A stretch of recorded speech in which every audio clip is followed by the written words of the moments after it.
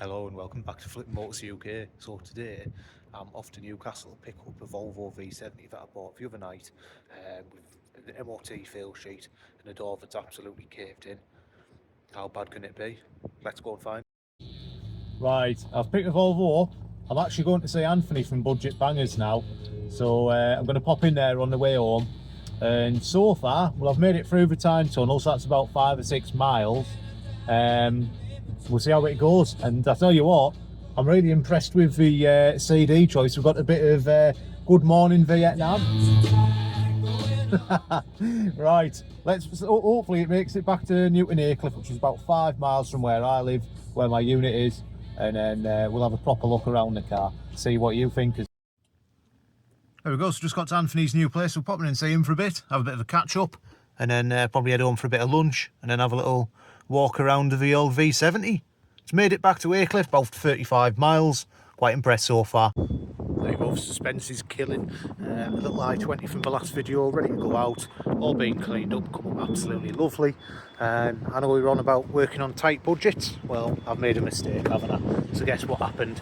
So I got in the car the other night, drove to get a takeaway, went over a speed bump and the back box fell off. So the mechanic had obviously said, oh yeah, it's been bodged up, but it's all right. Obviously it wasn't that good a repair, was it? So it's come off, but at least we know about it now. Look at that bead in there, just a quick gold polish, lovely little car this. Ordinary, I'll drop it off at her house. I'm just about to go and drop it off very shortly actually, and be an ideal car. Of course she took it for 1,500 quid. My mistake, I won't be doing that again. But yeah, lovely little car, cleaned up nice, didn't really take that much, and I'm sure it'll make a nice little car for it. But yes, Volvo. Right, so here we go. It made it back after I've been to see Anthony, and it's that grey colour that they all are, as I spoke to the breakers on the phone. So what do we need? So the brakes all seem okay, but we are going to need 2 front tyres. I do apologise for the beep noise in the background. We're also going to need the headlights polishing, although they are in alright condition. Lovely chrome Volvo grille. And yes, spot the issue. So I think it was advised on one of the track ends, we'll get that done, because I can hear it knocking slightly. 2 tyres. Yeah, that's why it was so cheap. So to be fair, the rest of the car is really tidy. There's a tiny bit caught round there. If I need to, I probably would touch that in, although I would prefer it to be painted. But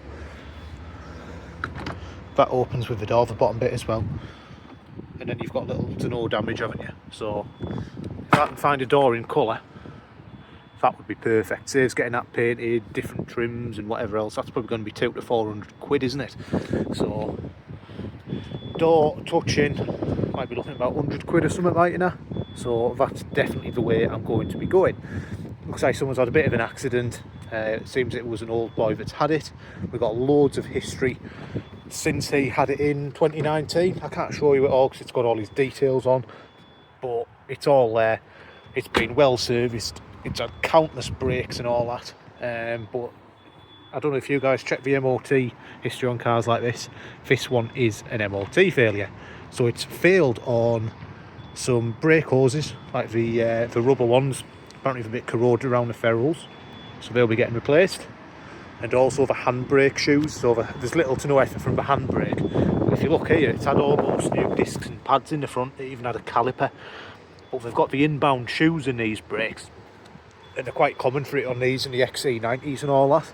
So we're probably going to end up putting a set of shoes in it. We'll see what the mechanic says. Anyway, I think they're self-adjusting.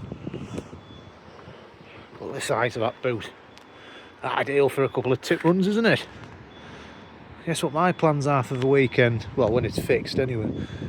But yeah, it's all in lovely condition apart from that door, which is a real shame. The wheels are a little bit curved in that, but I don't know, how far do you go? If it depends where I price the car. If the car's priced as a perfect car at 2495 or 2995, and yes, I'd have to do all the wheels and every tiny little scratch would have to be fully painted. But if I ask for, say, 1,600 quid for it, you know, as long as it's a presentable standard, without the door being so damaged, with a full MOT and service on it, I think we've got a nice little car, well, nice big car, haven't we? Seats all in nice condition, they'll clean up very well. There's no rips or tears, and they are so comfortable. Sunroof, it opens on the tilt but not the slide. I might get Jim to have a quick look at that. Again, it's something, it's convenience. I don't think it's mandatory that the car, it works on this car this age, but if we can get it working nice and easily, it's probably something I'll look at doing. Let's have a look in the front now. As I mentioned, it does drive really nicely.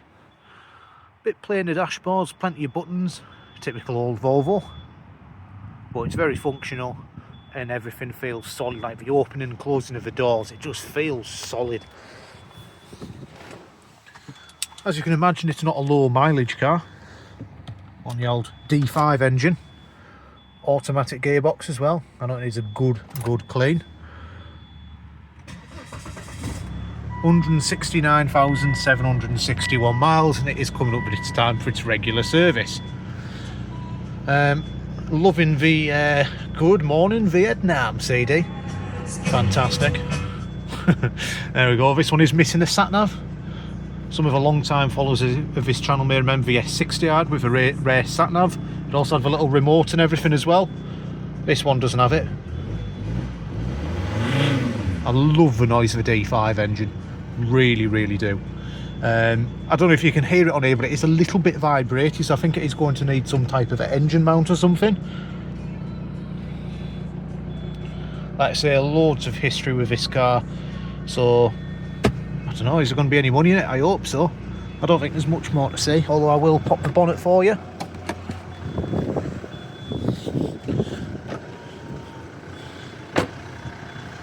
Cracking looking car, aren't they? In my opinion anyway. There you go, you've obviously got the bonnet struts working perfectly there. This will clean up nice. We've got marks on there to suggest that the timing belt has been done. A sign that I do like. I couldn't find an invoice for it though. So I'll probably get the mechanic to check. I think on these they literally take an hour or two. They really are straightforward on the old D5s. Engine's running beautifully, but as I mentioned, could be a mount off or something. We'll get Jim to have a look at that, see what he thinks. He'll also be doing a service on it. He'll be doing 2 tyres. He'll be sorting the handbrake out. He'll be doing the brake hoses that need doing. And what else will he be doing? Well, I'll obviously source a door for it at some point. We might spend 500 quid prepping it, maybe slightly more. If it's a 1,600 quid car, I'm getting 500 quid out of it. It might not cost that much to prep, who knows. The handbrake might just need adjusting. A couple of brake hoses aren't expensive either. But I'll be honest with you, with this door, this car's going to sit until I find a door. I am not settling for getting this painted and all that, because it would just cost too much. I bought the car on the Saturday night, more so because, one, it's good YouTube content, and two, because I like them. You've got to sometimes buy cars that you like. I know it's not the wisest thing to do, but if you're doing i20s, Corsas and, you know, Ford Fiestas all day, you're going to get bored, aren't you? And let's face it, it's going to make a nice car for someone. Yes, it's had a bit of a hit. It's got loads of history. So what you normally find with cars is the history comes up to 2019, then it's got nothing. This one's the opposite, so it goes, there's pretty much nothing up to 2019, but it's got all the recent history, and trust me, it's had a lot of work done as well. Polished up, cleaned up. I think it'll look great as well. It drives really nice and smooth. The automatic gear change is, well, perfect. It boosts well, and I remember when the police were always driving these, weren't they? They always used to say these are the cars I miss the most, and you know what, I can't blame them. They drive absolutely fantastic, and they absolutely fly. I'm not going to take it round the yard, although we are on private land, but there we go. Really nice car. I don't think whoever does buy this car off me is going to get many issues, but I think for the price, and obviously a few Volvo looks out there, it's 1,600 quid or whatever, it's a lot of car for money. The seats are comfortable, they're all electric. The sunroof will tilt. And also the seats are heated, really warm. You won't find a more comfortable car. End of. Sturdy,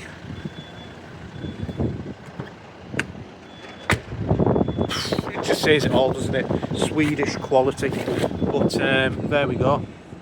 Really pleased with this one. I do apologise if there's any wind noise. I can't control that, sadly, although I could buy a microphone. Stood in the mud that I've washed off a Hyundai. It's a shame, isn't it? There we go. Oh well. The Volvo will be getting cleaned at a later date, but like I say, I think it's got a lot going for it, hasn't it? And it will be a car that I transform, especially with that door. I love that 5-cylinder diesel noise. Obviously up to the T5s as well, but yeah, fantastic. I'm looking forward to seeing this one all done. Right, I think we're going to leave it at that for this video, guys. As always, thank you very much for watching. What do you think of the Volvo? Is it a car you'd have bought? Some people are saying I should keep it myself, but I'm quite happy with my BMW. I have thought about it though. Heated seats and automatic, they're the two things that I did want. But yeah, is it a good buy? There's a bit of profit in it, I think, isn't there? The MOT feels not that bad, but it is just finding a door that's going to be the hard point. I rang around a couple of places yesterday. If you know of one, put me onto them, and there will be beer. There will be beer if you find me a door. So I would really appreciate that. And as you can see in the background, we've got the Golf GTI. That still needs to go in. It keeps getting pushed to the back of the queue. It seems that I do like accumulating red hot hatches to sit in a corner, but there we go. So yeah, it'll be off to JBM soon. He's currently got my Peugeot Expert van in. Tiguan's getting a few fine little bits. Picked up the i20 this morning. I'm about to take that to its new owner. Looks like I've got makeup on that filter, doesn't it? I'm about to take that to its new owner, and yeah, once we've sold that, we're probably going to be looking for something else cheap to buy, aren't we? I will have to remember to pay myself for now. But there we go. And I can see someone's just sent a notification commenting on my post in the Volvo Owners Club. Hopefully he's got a door for me.